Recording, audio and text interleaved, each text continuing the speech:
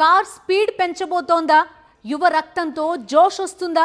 Senior నేతలు తమ తనయులను బరిలోకి దింపేందుకు గ్రౌండ్ రెడీ చేసుకుంటున్నారా? హైదరాబాద్ చుట్టూ విస్తరించిన ఆ జిల్లాలో గులాబీ పార్టీ కొత్త స్కెచ్ గీస్తోందా? రంగారెడ్డి జిల్లాలో బీఆర్ఎస్ పార్టీ వ్యూహం ఏంటి? Let's watch. తెలంగాణ రాజధాని చుట్టూ విస్తరించిన ఉమ్మడి రంగారెడ్డి జిల్లా పాలిటిక్స్ మిగతా జిల్లాలతో పోల్చితే చాలా డిఫరెంట్. దేశంలో వివిధ రాష్ట్రాల ప్రజలు ఈ జిల్లాలో నివసిస్తుంటారు. ఇక్కడి ఓటరు నాడి పట్టడం అంత ఈజీ కాదు. Urban, semi urban, rural mixed politics ఈ జిల్లాలో కనిపిస్తుంటాయి. గులాబీ పార్టీ ఉమ్మడి రంగారెడ్డి జిల్లాలో గట్టి పట్టు సాధించింది.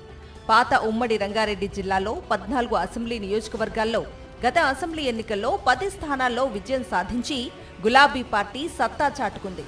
3 ఎమ్మెల్యేలు కాంగ్రెస్ గూటికి చేరుకున్నా బీఆర్ఎస్ జిల్లా రాజకీయాలపై పట్టు సడలకుండా జాగ్రత్త పడుతోంది. యువ రక్తంతో జిల్లాలో కొత్త సమీకరణాలను కారు పార్టీ సిద్ధం చేసింది. రాజేంద్రనగర్లో బీఆర్ఎస్ నుంచి ఎమ్మెల్యేగా గెలిచిన ప్రకాష్ గౌడ్ కాంగ్రెస్ గూటికి చేరటంతో అక్కడ పార్టీ వ్యవహారాలను మాజీ మంత్రి సబితా ఇంద్రారెడ్డి తనయుడు కార్తిక్ రెడ్డి పర్యవేక్షిస్తున్నారు. 2018, 2023లో 2 సార్లు టికెట్ ఆశించి భంగపడిన కార్తిక్ రెడ్డి రాజేంద్రనగర్లో పట్టు బిగించేందుకు కసరత్తు చేస్తున్నారు. ఇక చేవెళ్లలో బీఆర్ఎస్ నుంచి ఎమ్మెల్యేగా గెలిచిన కాళ యాదయ్య కాంగ్రెస్ తీర్థం పుచ్చుకున్నారు. ఇక అక్కడ పార్టీ బాధ్యతలను పట్నం అవినాష్ రెడ్డికి అప్పగించారు. వచ్చే ఎన్నికల నాటికి నియోజకవర్గాల పునర్విభజన జరిగితే చేవెళ్ల ఎస్సీ రిజర్వేషన్ తొలగిపోతే పోటీలో దిగటానికి పట్నం అవినాష్ రెడ్డి ఏర్పాట్లు చేసుకుంటున్నారు. తన బాబాయి ఎమ్మెల్సీ పట్నం మహేందర్ రెడ్డి కాంగ్రెస్ లో చేరినప్పటికీ అబ్బాయి అవినాష్ మాత్రం బీఆర్ఎస్ లోనే ఉండిపోయారు. బీఆర్ఎస్ సభకు చేవెళ్ల నుంచి జన సమీకరణ బాధ్యతలను అవినాష్ రెడ్డి తలకెత్తుకున్నారు.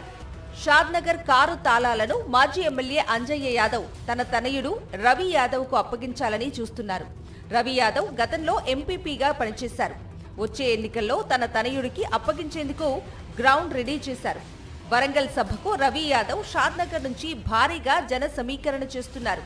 ఇక షేర్లింగంపల్లి నుంచి ఎమ్మెల్యేగా గెలిచిన అరకపూడి గాంధీ కాంగ్రెస్ గూటికి వెళ్లటంతో అక్కడ గులాబీ పగ్గాలు చేపట్టాలని చాలా మంది నేతలు తహతహలాడుతున్నారు. మాజీ మంత్రి తలసాని శ్రీనివాస్ యాదవ్ ఇక్కడ ఇన్ఛార్జ్ బాధ్యతలు చూడాలని ఆసక్తి చూపించారు. తన తనయుడు తలసాని సాయికి షేర్లింగంపల్లిలో లైన్ క్లియర్ చేద్దామని అనుకున్నా ఎక్కడో తేడా కొట్టడంతో చేతులెత్తేశారు. మేడ్చల్లో మాజీ మంత్రి మల్లారెడ్డి వచ్చే ఎన్నికల నాటికి తన తనయుడు భద్రారెడ్డిని సిద్ధం చేయాలని అనుకుంటున్నారు. ఇబ్రహీంపట్నంలో మాజీ ఎమ్మెల్యే మంచిరెడ్డి కిషన్ రెడ్డి తన కొడుకు ప్రశాంత్ రెడ్డికి లైన్ క్లియర్ చేయాలని భావిస్తున్నారు. యువ రక్తంతో కారు స్పీడ్ పెంచాలని అనుకుంటున్న గులాబీ పార్టీ వ్యూహాలు ఏ మేరకు వర్కౌట్ అవుతాయో చూడాలి.